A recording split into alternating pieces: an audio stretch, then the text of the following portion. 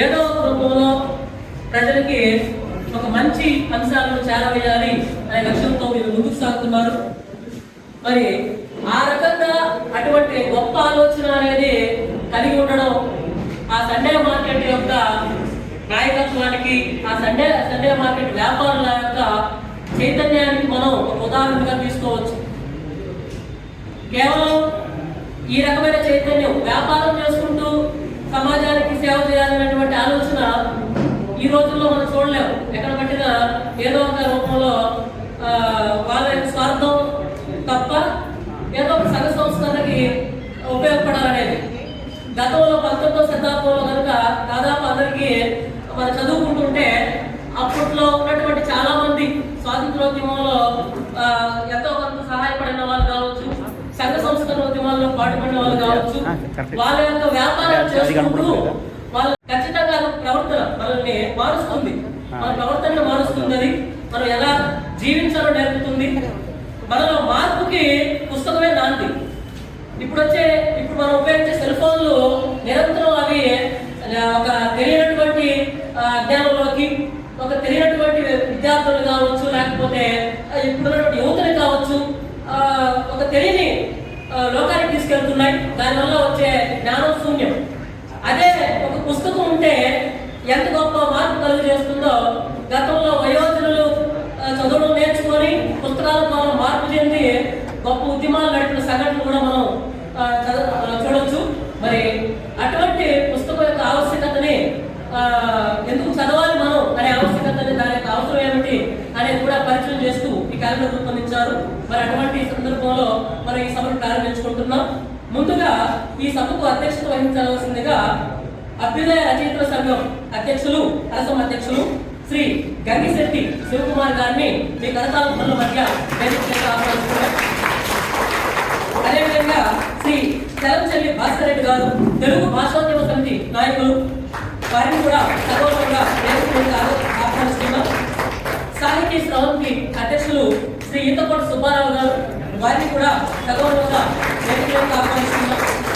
అదేవిధంగా విజ్ఞాన ప్రచురణలో రాష్ట్ర కన్వీనర్ అయినటువంటి జి మాల్యాద్రి సార్ని కూడా వేదికలోకి ఆహ్వానిస్తున్నారు. నెల్లూరు రచయితల సంఘం నెరసం అధ్యక్షులు శ్రీ ఏ జయప్రకాష్ గారిని వేదికలోకి ఆహ్వానిస్తున్నారు. కన్నా రచయితల సంఘం అధ్యక్షులు శ్రీ అపార్ శ్రీధర్ బాబు గారిని ఆహ్వానిస్తున్నారు. అదేవిధంగా బాలభవన్ డైరెక్టర్ అయినటువంటి జి సుభద్రాదేవి గారిని వేదిక మీదకి ఆహ్వానిస్తున్నాం. అలాగే మరో గ్రంథాలయాలు ఉద్యమకారుడు, ఆయన చాలా అద్భుతంగా కృషి చేస్తూ ఉన్నారు. మరి శ్రీ మంచికంటి వారు, వారిని కూడా వేదిక మీదకి ఆహ్వానిస్తున్నాం. సండే మార్కెట్ యూనియన్ అధ్యక్షులు ఎండి హఫీజ్ ఉద్దీన్ గారిని కూడా సగౌరవంగా ఆహ్వానిస్తున్నాం. మరి ఈనాటి సభను నడిపించవలసిందిగా అధ్యక్షులు శ్రీ గంగిశెట్టి శివకుమార్ గారిని. ఎట్లా తెలుసు మీ సండే మార్కెట్ వాళ్ళు ఒక క్యాలెండర్ వేస్తారు, అదొక విజ్ఞాన ధైర్యాన్ని, అందుకని నేను కాఫీ తీపించుకుంటాను. ఇప్పటికి వచ్చిందా Sunday calendar, Sunday market calendar అన్నారు. అప్పుడు నాకు తెలియదు, ఏమో సరిగ్గా తెలియదు, నాకు అసలు ఈ విషయమే తెలియదు. నేను ఈసారి బజార్కి వెళ్ళినప్పుడు సండే మార్కెట్ క్యాలెండర్ గురించి కనుక్కుంటాను, మీకు జవాబు చెప్తాను, ప్రస్తుతానికి నా పుస్తకాన్ని మీకు పంపుతాను అన్నాను. మొన్నగా వలస చంద్రశేఖర్ ఆయన పేరు. అప్పుడు తెలిసింది నాకు మన సండే మార్కెట్ క్యాలెండర్ యొక్క విలువ, గౌరవం అంత దూరం పోయింది. తర్వాత చాలా సంతోషంగా ఉంది. విజ్ఞాన విషయాలన్నీ దాంట్లో వేస్తారు, చాలాసేపు ఆయన చెప్పారు, నేను తర్వాత చెప్తాను. తర్వాత కిషోర్ గారు నా దగ్గర వచ్చి నాకు ఆయన చిరకాల పరిస్థితి, మీరు ఆవిష్కరణకి రండి, అధ్యక్షత వహించండి అన్నప్పుడు ఎంత చక్కగా కోయిన్సైడ్ అయిన సంఘటనలు అని చాలా ఆనందించి తప్పకుండా వస్తాను, అది నాకు ఆనందకరమైన విషయం అని అనుకున్నాను.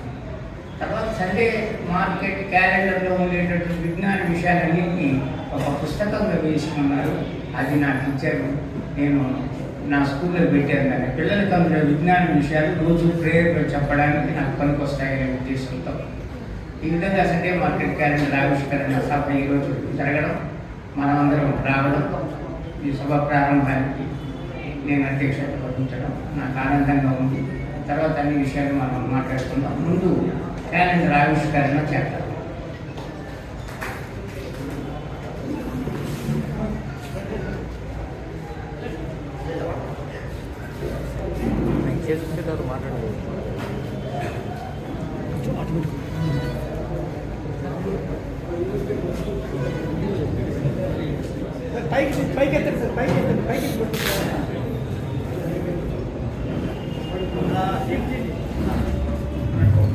చలమచంద్ర భాస్కర్ రెడ్డి గారు సంధ్యా మార్కెట్ 2026 క్యాలెండర్ని ఆవిష్కరిస్తారు.